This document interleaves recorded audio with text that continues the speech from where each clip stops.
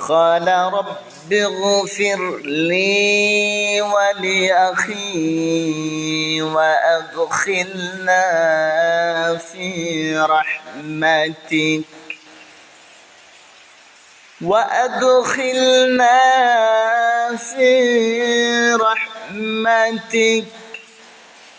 وأنت أرحم الراحمين.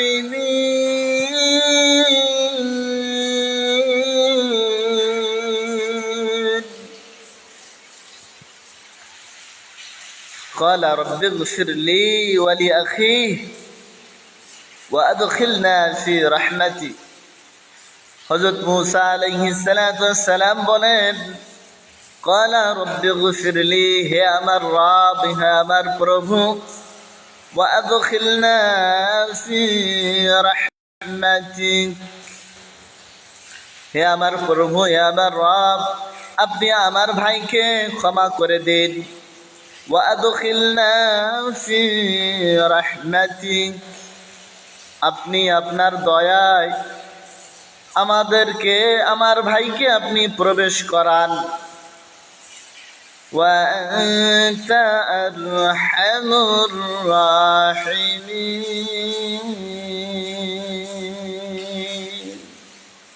আপনার মতো শ্রেষ্ঠ দয়াবান আর কেউ নেই, আপনি হলেন শ্রেষ্ঠ দয়াবান। সম্মানিত দ্বীনি ভাই ও বোনেরা, হযরত মূসা আলাইহিস সালাতু ওয়াস সালাম তার ভাইয়ের জন্য আল্লাহ তাআলার কাছে ক্ষমা প্রার্থনা করলেন।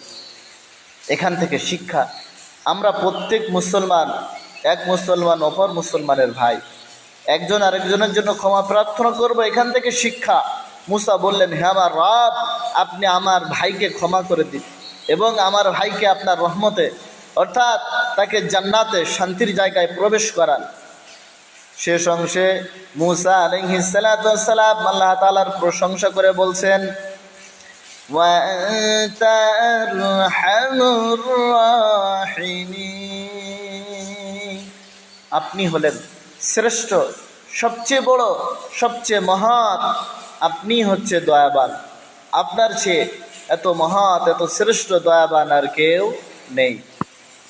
সম্মানিত দ্বীনি ভাই ও বোনেরা, এই জন্য আমরা আমাদের অপর ভাইয়ের জন্য সর্ব অবস্থায় মঙ্গল কামনা করব। এটা মোমেনের আর একটা দায়িত্ব, যে মোমেন তার ভাইয়ের জন্য সর্বদা আল্লাহ তাআলার কাছে ক্ষমা প্রার্থনা করবে, তার জন্য রহমত, করুণা, দয়া ভিক্ষা করবে। এটাই হচ্ছে মোমেনের দায়িত্ব। আমরা যেন মূসা আলাইহিস সালাতু ওয়াস সালামের শিখানো এই সিস্টেম, এই সুন্নাহ আমাদের জীবনে আমরা যেন আমলে বাস্তবায়ন করতে পারি, অপর মুসলমান ভাইয়ের সর্বদা মঙ্গল কামনা করতে পারি এবং তার জন্য রহমত এবং দয়া, করুণা, দোয়া যেন আমরা করতে পারি। আল্লাহ তাআলা আমাদের সকলকে সেই তৌফিক দান করেন।